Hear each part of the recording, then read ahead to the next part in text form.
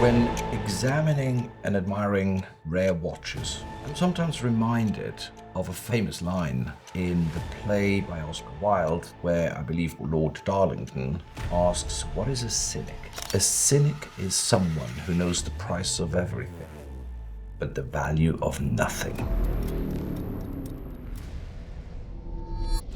We all love a great contemporary sports watch, and we know the price of those items. We can track them if the price moves up or down. That's easy. What's really difficult is to know the value of something when it is as much about the beauty, the craftsmanship of these objects, but also their amazing story.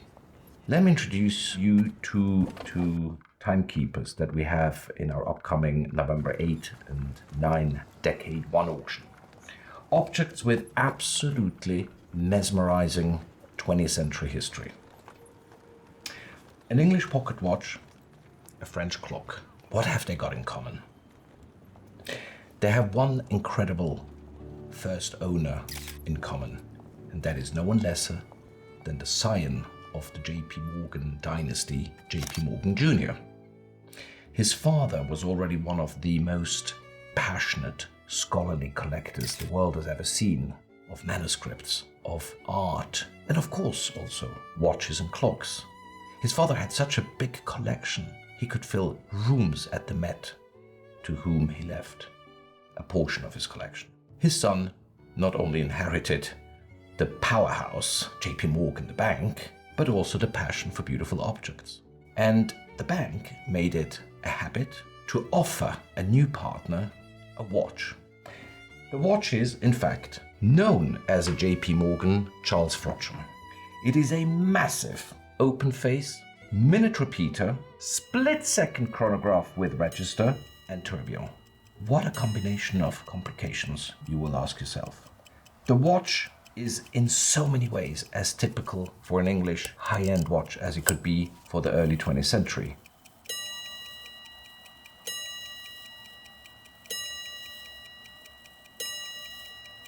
You've got the swivel bow.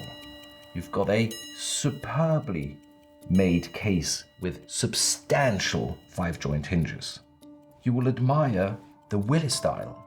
Not a plain snow white enamel dial. No, it's got that warm ivory tone with a hue of, I would even see some mint green in it at certain angles of the light. The case, I mentioned it, opens like a vault. And inside we have a presentation inscription, which says, from J.P.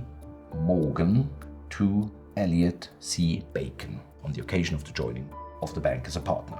Already Mr. Bacon's father was a partner at J.P. Morgan, and he was one of the youngest ever to join the firm.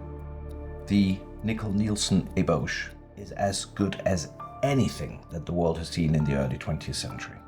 And the watch is literally close to perfect mint condition. Even the original Charles Frodsham box has survived to this day. So therefore, the question is, what does this have in common with this? And it is nothing but spectacular to share with you this Cartier Model A Mystery Clock.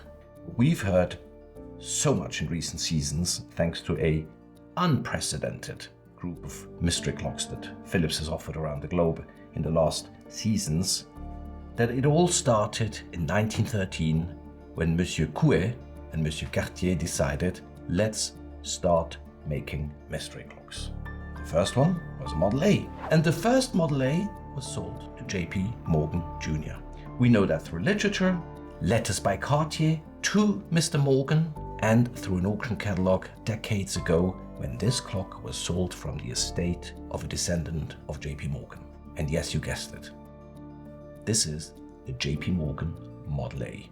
The first one delivered as a Christmas gift in 1913. We've obtained from the Morgan Library a letter from Mr. Cartier to Mr. Morgan, written, I believe, on Saturday, the 20th of December 1913, saying, "Dear Mr. Morgan, thank you again for being such a loyal client to Cartier. The Christmas gifts that you've chosen will be delivered to you on Tuesday, 23rd of December. It's not your normal Model A. It's got a nephrite base.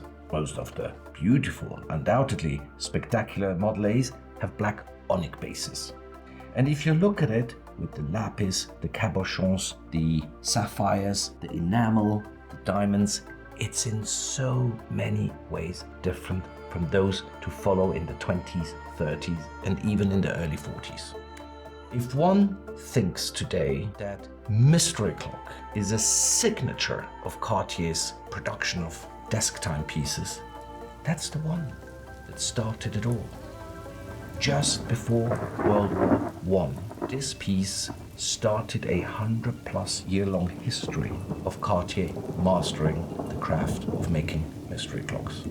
It's now back the second time in over a century at auction. And if I come back to my original thought, we all know the price of certain things. But if you ask me what the value of these is, I think they're priceless.